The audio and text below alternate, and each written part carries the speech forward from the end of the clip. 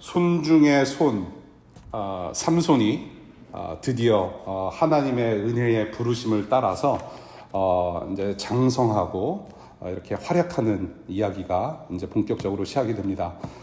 그런데 주일학교에서나 볼 수 있었던 그런 힘센 영웅이 아니라 저와 여러분들과 다를 바 없는, 우리와 다를 바 없는 한 인간의 연약한 민낯을 계속 보게 돼요. 성경을 여러분들이 공부를 하면서 성경 인물들을 많이 접하죠. 그런데 이 성경 속에 나오는 인물들은 우리가 닮아야 하는 모델이 아니죠. 사실은 그것이 핵심이 아닙니다. 이 모든 성경 속 인물들의 최종 모델, 우리가 닮아야 할 진정한 영웅은 예수 그리스도이십니다. 우리가 사사기를 공부하든지 어떤 성경 인물을 공부하든지 어떤 부분을 우리가 펼쳐서 공부를 하든지 간에 우리는 예수 그리스도를 봐야 됩니다. 이 예수 그리스도의 복음으로 그분을 닮아가는 저와 여러분들이 오늘 삼손 이야기를 통해서 주시는 말씀이 무엇인지, 또 추구해야 할 삶의 방식은 무엇인지 잠시 나누도록 할게요. 우리 먼저 전체 본문을 다시 한번 요약했으면 좋겠어요. 1절부터 9절까지 내용은 삼손이 딥나라는 지역의 여인을 만나는 장면이에요. 딥나의 여인을 만나는 삼손 이야기입니다. 삼손이 태어나서 장성을 하고 부모님의 반대를 불구하고 블레셋 여자를 좋아하게 돼요. 부모와 함께 그 여인이 사는 딥나로 내려가는 길목에 사자를 맨손으로 죽입니다. 드디어 힘센 장사의 기질을 발휘하게 되는 아주 멋진 장면인 것 같아요. 그리고 후에 그 죽은 사자 안에서 꿀을 빨아먹는 담대함도 보여줍니다. 어떤 상남자의 모습이 아닌가 싶어요. 그리고 이제 두 번째 장면으로 넘어가서 10절부터 20절까지의 내용이에요.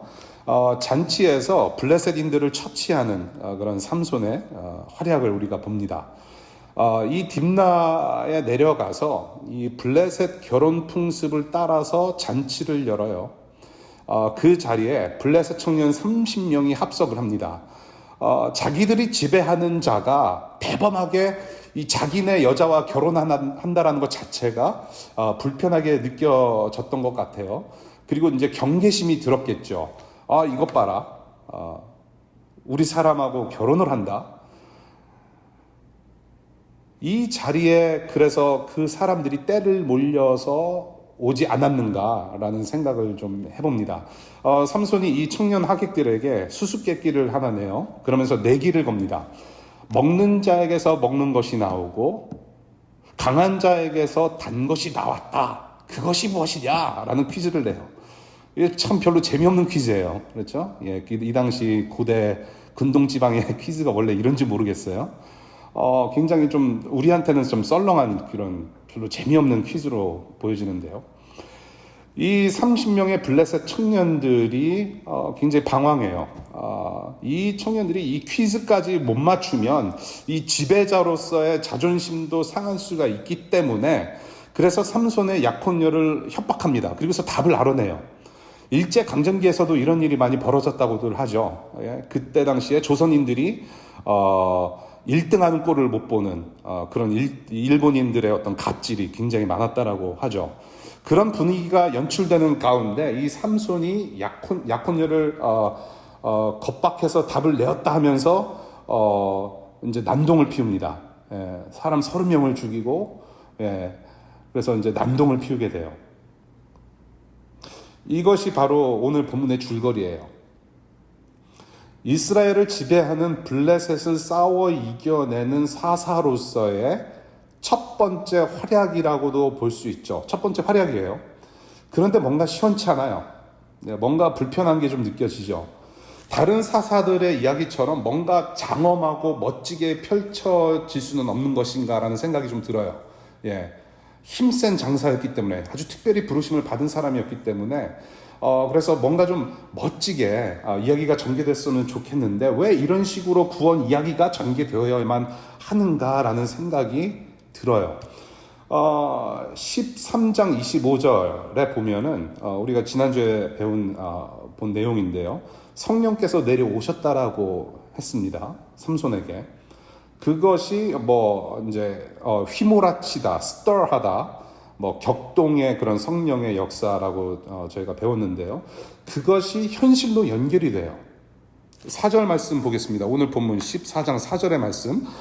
그의 부모는 주님께서 블레셋 사람을 치실 계기를 삼으려고 이 일을 하시는 줄을 알지 못하였다라고 세번역 성경에서는 그렇게 증언을 해요. 그런데 여러분들이 혹시라도 개역개정을 보시는 분들 계시면은 삼손이 블레셋 사람을 칠 계기로 삼으려고 이 일을 하는 줄 알지 못했다라고 해요.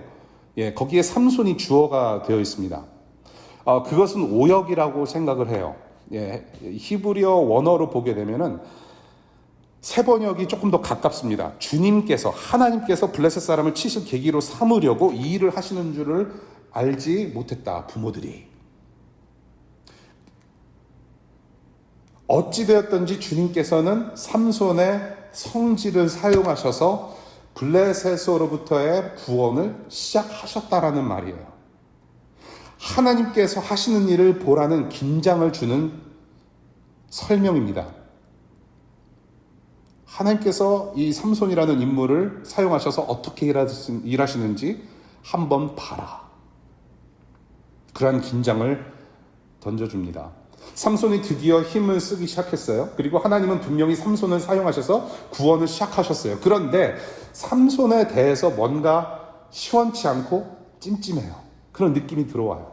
그 불편함의 근원을 오늘 본문 속에서 두 가지로 우리가 좀 살펴볼 수가 있겠습니다. 첫 번째는 하나님의 말씀을 거역했다라는 것이에요.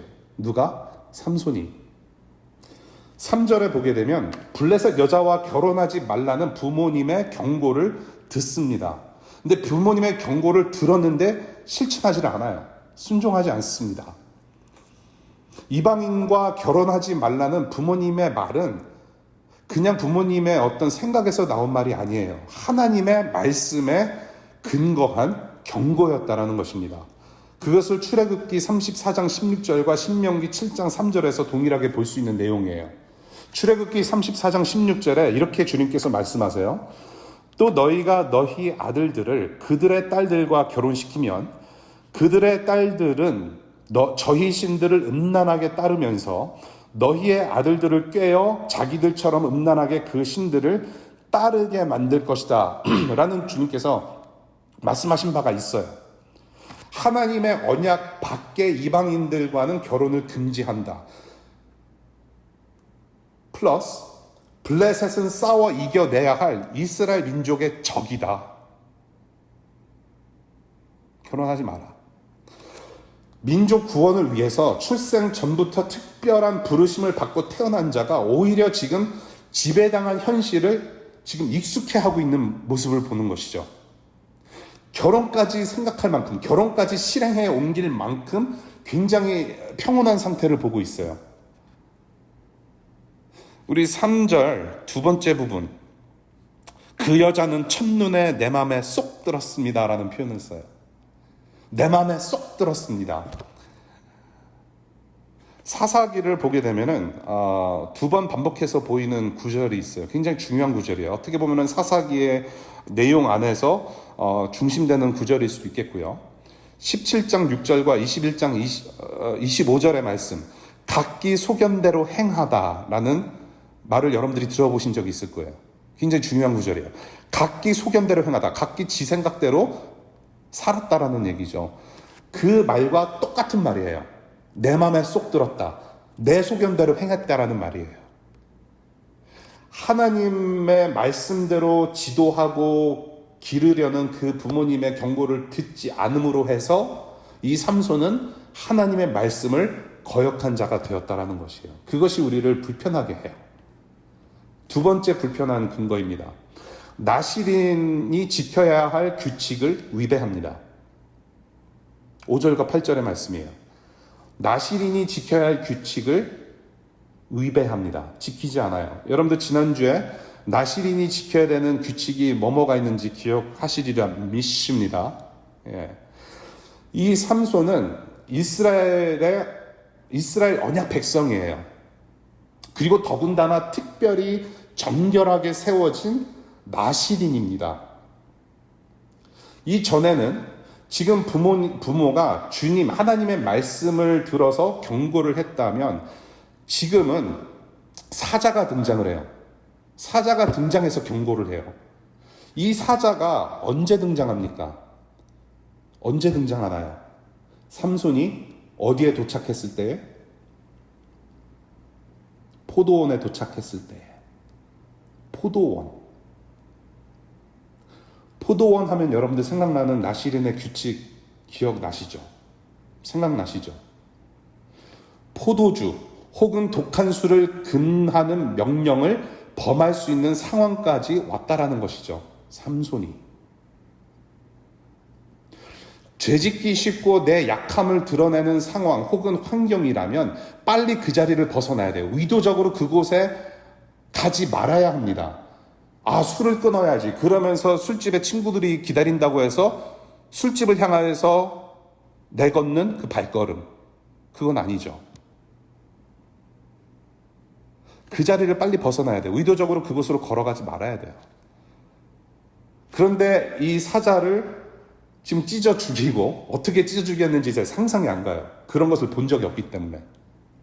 사자가 사람을 찢어 죽이지 사람이 사자를 찢어 죽이는 그 경우는 없어요. 그만큼 삼손이 굉장히 힘셌다라는 얘기예요. 보통 인물이 아니에요. 근데 그 사자를 찢어 죽이고 나서 후에 그 사자 속에서 무엇을 빨아먹습니까? 꿀을 빨아먹어요. 이 꿀을 그 사자의 시체 속에서 꺼내서 빨아먹기 위해서 무엇을 했어야만 했습니까? 죽은 사자를, 자기가 찢어 죽인 죽은 사자를 손으로 만져야 했던 상황이에요. 그런 상황이 발생합니다.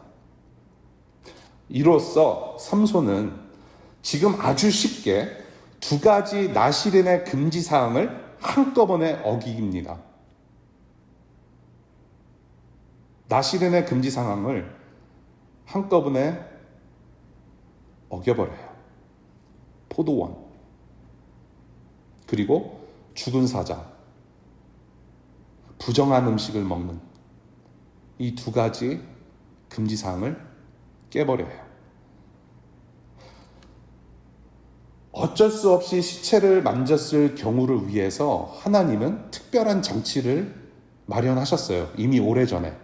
정결 예식까지 예비를 해놓으셨어요. 이러한 상황을 대비해서. 민수기 6장 9절부터 12절까지의 내용이에요. 특별한 정결 예식을 통해서 시체를 만졌어도 괜찮게 되는, 범죄하지 않게 되는 특별한 은혜의 장치를 만들어 놓으셨어요. 이것을 우리는 회개의 장치라고 불러요. 회개할 수 있는, 다시 하나님께로 정결하게 돌아올 수 있는 은혜를 베푸신 적이 있어요. 그런데 삼손은 이런 은혜의 도구를 사용하지 않고 자기 입맛을 만족시키면서 동시에 어떻게 합니까? 자기 부모한테까지도 꿀을 먹으라고 드려요. 자기 부모까지 부정하게 만듭니다. 지금 코로나 시대에 자유라는, 프리덤이라는 단어가 계속해서 등장해요. 마스크를 쓰지 않고 my body, my liberty, my freedom이라는 단어를 자꾸 얘기를 해요. 어떤 분들은. 남에게 지장을 주고 남이 죄를 저지르게 만들고 남에게 피해를 주는 것이 과연 자유입니까? 하나님께서 우리에게 허락하신 자유는 그러한 자유가 아니죠. 이 본문에서도 한번 봤으면 좋겠어요. 꿀을 빨아먹는 게 무슨 그렇게 잘못이냐? 아니에요. 지금 삼손의 이러한 모습을 봤어요. 두 가지 나시린이 지켜야 될 것, 나시린의 규칙을 위배했고 더 나아가서 하나님의 말씀을 처음부터 거역했단 말입니다. 그리고 어떤 결과를 낳습니까? 하나님께서 이미 오래전부터 철저하게 금하신 이방인들의 그런 세상 풍습을 따르는 것을 해요.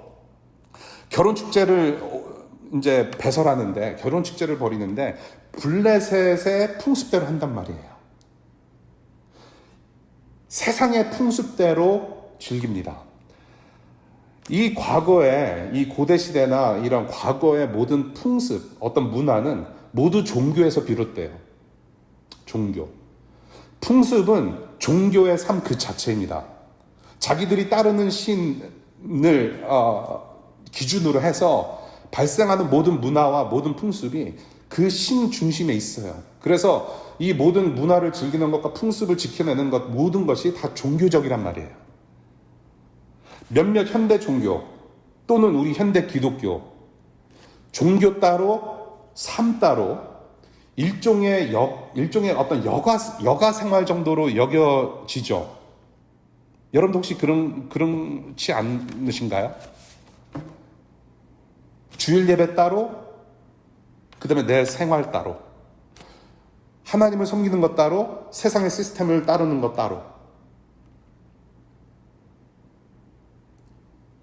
무엇을 먹든지 무엇을 마시든지 무엇을 하든지 하나님의 영광대로 해야 되는 그런 사람들인데, 우리가 일주일에 한 번 예배를 드리는 것으로 해서 어떤 종교적인 취미 생활을 하고 있지는 않은지 좀 생각해 볼 필요가 있습니다. 네. 무슨 말씀인지 아시겠어요? 어느 나라에서는 아직도 이 풍습 혹은 문화가 종교에 기반을 두고 있어요. 그래서 삶 자체가 종교예요. 예배입니다. 어떤 종교에 있어서는. 지금 여기서도 그렇게 보여지는 거죠. 여기서도 마찬가지입니다. 이 블레셋 풍습은 곧 그들의 신을 숭상하는 행위란 말이에요. 이방인들 잔치에 포도주가 없을 리가 없고, 지금까지 본 삼손이 이 술잔치를 마다할 리가 없어요. 그리고 수수께끼 답을 알아내는 과정이 마음에 들지 않는다고 피범벅 깽판을 만들어 놔요. 그러한 결과를 낳고 있습니다. 삼손이. So what? 삼손은 오늘 본문을 통해서 우리가 어떤 모습으로 보여지느냐? 자신의 정체성을 잊고 자기의 욕망대로 행동하는 삼손의 모습을 봐요. 자기의 정체성을 잊고 자기의 욕망대로 행동하는 사사 삼손의 모습. 그래서 남은 것은 무엇입니까? 그래서 하나님의 말씀과 하나님의 명령을 다 거역하고 처치해야 돼. 본인이 처치해야 할 우상 숭배자들과 술잔을 기울이는 이스라엘 언약 백성 나시린으로서 남은 건 뭡니까? 긴 머리카락이에요. 나시린으로서 딱 하나 남았는데, 하나님께서 명령하신 머리를 이발하지 말라라고 하는 그 긴 머리카락만 남아요. 겉은 나시린이고 겉은 하나님 백성인데 속은 영적으로 거의 죽어있는 상태를 보게 돼요. 거의 죽어있는 시체 상태. 이것이 바로 이스라엘의 영적 상태라는 것을 우리가 평행선으로 보게 됩니다. 경건의 모습은 있으나 경건의 능력은 상실한 구원자의 모습, 바로 사사 삼손의 모습이고 이스라엘의 영적 상태였고 지금 현대시대의 우리 교회의 모습이라는 거예요. 그 결과를, 이러한 모습을 잘 보여주는 동사를 오늘 본문에서 네 번 보게 됩니다. 내려갔다라는 동사예요. 1절, 5절, 7절, 10절입니다. 내려갔다. 영적으로 계속 내려가요. 김혜건 목사님은 이 부분을 가지고 영적 고도를 낮추었다라고 표현하십니다. spiritual altitude를 낮추었다. 바닥을 친다라는 얘기를 하는 것이죠. 사사기가 어떻게 시작됩니까? 사사기 1장 1절에 이 사사기의 역사가 어떻게 시작이 돼요? 여호수아가 죽은 뒤에 이스라엘 자손이 주님께 여쭈었다. 우리 가운데 어느 지파가 먼저 올라가서 가나안 사람과 싸워야 합니까? 우리 가운데 어느 지파가 먼저 올라가서 가나안 사람과 싸워야 합니까?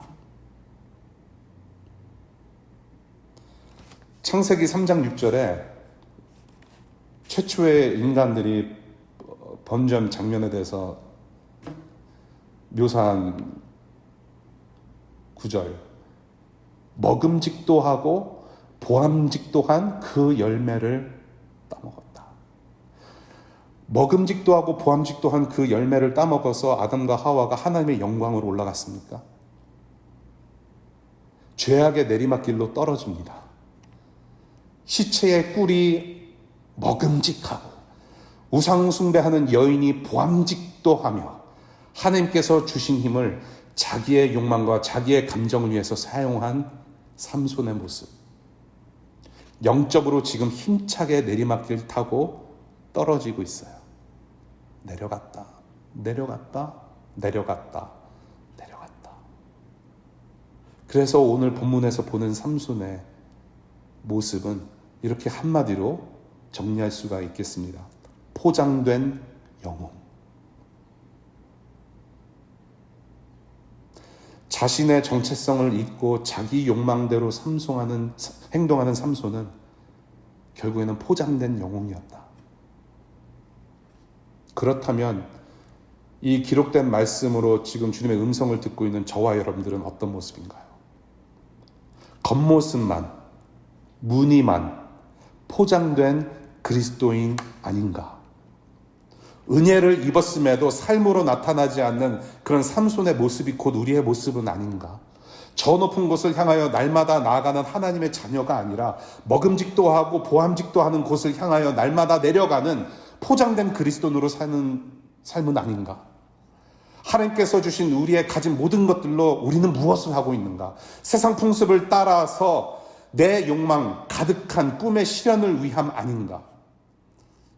화려함으로 치장해야 어울릴 수 있는 세상가치의 풍습에 담금질 당하는 우리의 모습 혹은 교회의 모습이 아니었던가? 코로나 이전에 경건에 능력되는 복음의 본질을 붙잡지 않고 화려한 포장질에 급급했던 우리의 모습, 교회의 모습은 아니었던가? 그리고 지금 우리가 회복해야 할 본질은 무엇인가? 이 코로나 시대를 우리가 살아가면서 우리가 좀 진중하게 우리의 정체성에 대해서 좀 생각해 볼 필요가 있습니다, 여러분. 과연 교회는 무엇인지, 교회를 구성하고 있는 저와 여러분들은 포장된 그리스도인은 아니었는지, 2000년 기독교의 역사뿐만이 아니라 거기까지 가지 않더라도 이 7년의 DC2DC 교회의 역사, 지금 현대 기독교의 역사, 한국 기독교 100년 역사, 미국의 기독교의 역사. 그래서 저는 오늘 두 가지 권면의 말씀을 드리고 싶어요. 첫 번째, 예수 그리스도의 복음을 매일 우리가 상기해야 합니다, 여러분. 예수 그리스도의 복음을 매일 리마인드 해야 할 필요가 있습니다. We need to remind ourselves the gospel of Christ. Preach the gospel of Christ to yourselves. 기독교라는 단어는 한자입니다. 우리나라 순수한 우리나라 말이 아니에요. 기독교는 그리스도교라는 것을 한자로 풀어서 기독교라고 하고 있어요. 그리스도교입니다. 그리스도를 따르는 삶을 살아가는 사람들을 우리는 기독교인이라고 불러요. 그리스도교인. 그리스도가 중심이에요. 예수 그리스도의 복음이 저와 여러분들의 본질이고 능력이며 이 복음 안에 우리의 정체성이 있어요. 복음을 붙잡는 것이 교회에서 가장 중요하고요. 가장 기본적인 임무예요. 우리 고린도후서 5장 17절의 말씀을 우리 함께 큰 소리로 읽었으면 좋겠어요. 고린도후서 5장 17절의 말씀 다 같이 읽겠습니다. 시작. 누구든지 그리스도 안에 있으면 그는 새로운 피조물입니다. 옛것은 지나갔습니다. 보십시오. 새 것이 되었습니다. 새 것이 되었대요.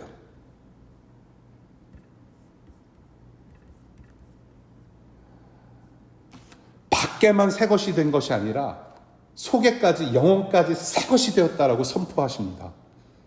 우리의 안과 밖, 속사람과 겉사람 모두를 바꿀 수 있는 능력은 예수 그리스도의 십자가밖에 없어요. 죽음에서 부활 생명으로 이어주는 능력은 오직 예수 그리스도의 복음밖에 없습니다.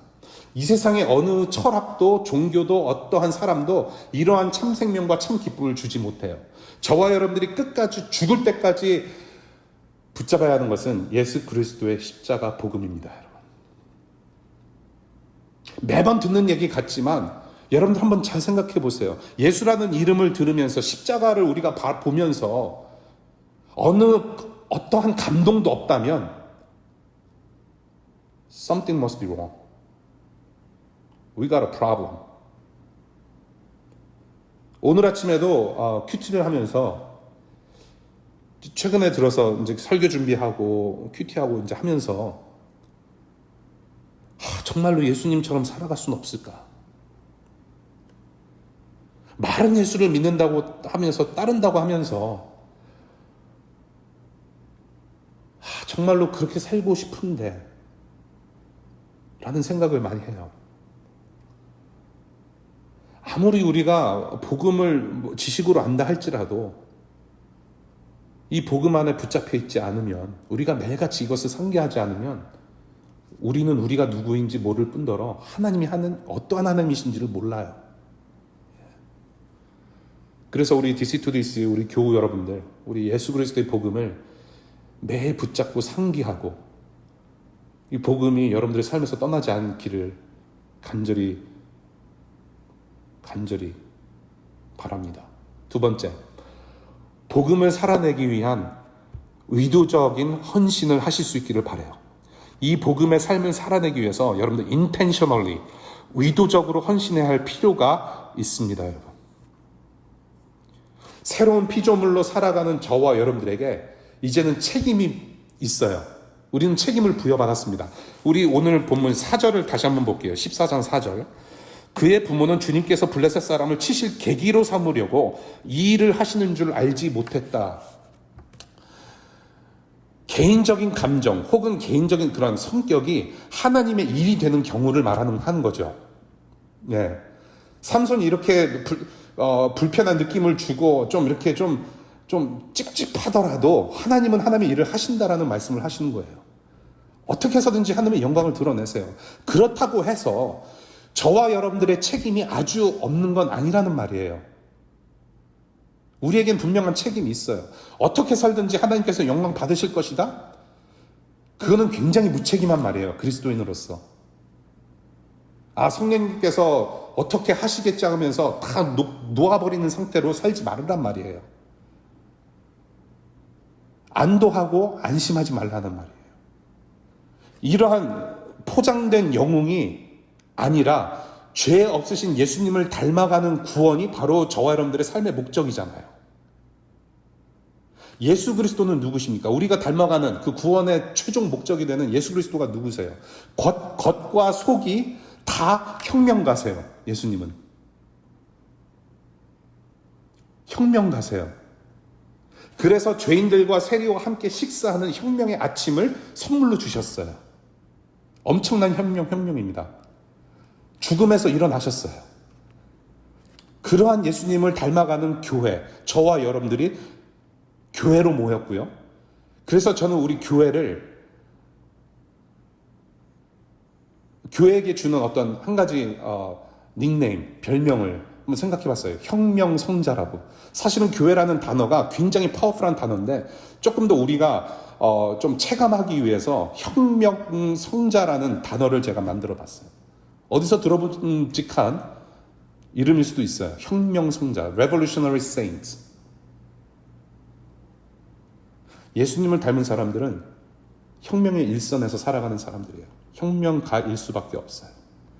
예수께서 자기 욕망을 위해서 힘을 휘두르지 않으시고 우리를 위해서 모든 것을 내거셨듯이 우리 주님께서 주신 모든 재능과 모든 은사와 모든 것들을 하나님과 이웃을 사랑하는데 전적으로 바쳐드리는 삶의 예배, 삶의 혁명을 이루어내는 적극적인 헌신을 해야 하는 사람들이 바로 저와 여러분들이라는 거예요. 우리 로마서 12장 1절과 2절의 말씀 함께 읽겠습니다. 우리가 너무나도 잘 아는 말씀이죠. 로마서 12장 1절과 2절의 말씀 우리 천천히 한번 읽어볼게요. 다 같이 시작. 형제 자매 여러분, 그러므로 나는 하나님의 자비하심을 힘입어 여러분에게 권합니다. 여러분의 몸을 하나님께서 기뻐하실 거룩한 산 제물로 드리십시오. 이것이 여러분이 드릴 합당한 예배입니다. 여러분은 이 시대의 풍조를 본받지 말고 마음을 새롭게 함으로 변화를 받아서 하나님의 선하시고 기뻐하시고 완전하신 뜻이 무엇인지를 분별하도록 하십시오.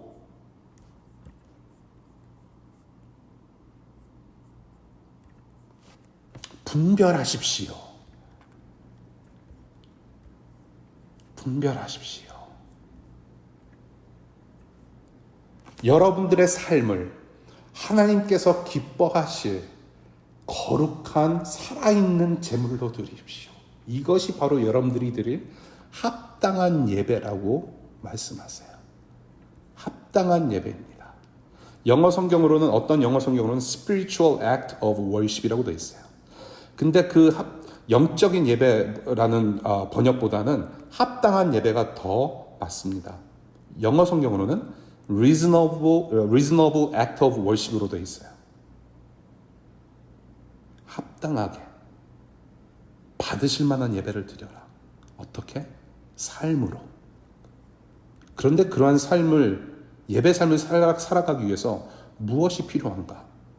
이 시대 풍습을 본받지 말고 따라가지 말고 새롭게 변화받아서 하나님께서 선하시고 기뻐하시고 완전하신 뜻이 무엇인지,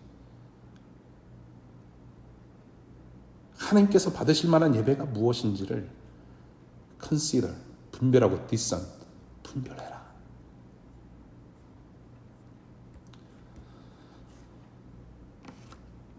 생각하라. 안심하고 안도하고 하나님께서 나를 어떻게 알아서 움직여 주시겠지. 자동적으로 움직여 주시겠지. 그래서 하나님께서 영광 받으시겠지. 그렇게 손 놓고 있지 말고 분별하라. 삶으로 예배하라. 누구를 섬겨야 하고 누구를 사랑해야 하는지 분별하고 생각하고 행동하라. 하나님은 화려하지만 죽어있는 11조보다 초라하지만 살아있는 19조로 예배받으시는 하나님이십니다. 하나님과 동행하며 어두운 세상 속에 하나의 촛불이 되어서 섬기는 작은 예수들로 하나님께서 합당하게 받으실 만한 일상의 예배를 이번 한 주간 의도적으로 살아내실 수 있기를 바랍니다. 말씀을 서서히 맺을게요. 풍습을 따라서라는 제목으로 오늘 사사기 14장 말씀을 나눴습니다. 우리 마지막으로 누가복음 10장 27절의 말씀 함께 다 같이 읽었으면 좋겠어요. 누가복음 10장 27절의 말씀입니다. 다 같이 읽겠습니다. 시작. 내 마음을 다하고 내 목숨을 다하고 내 힘을 다하고 내 뜻을 다하여 주 너의 하나님을 사랑하고 내 이웃을 내 몸과 같이 사랑하여라 라고 말씀하세요.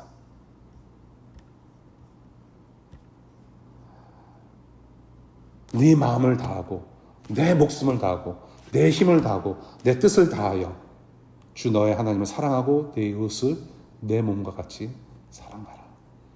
저와 여러분들은 마음과 목숨과 힘과 뜻을 다하여 세상 풍습을 따라가는 사람이 아니라 우리는 마음과 목숨과 힘과 뜻을 다하여서 복음을 따라 사는 사람들입니다. 포장된 종교인이 아니라 예수 그리스도 십자가 복음이 일상이 되는 교회입니다.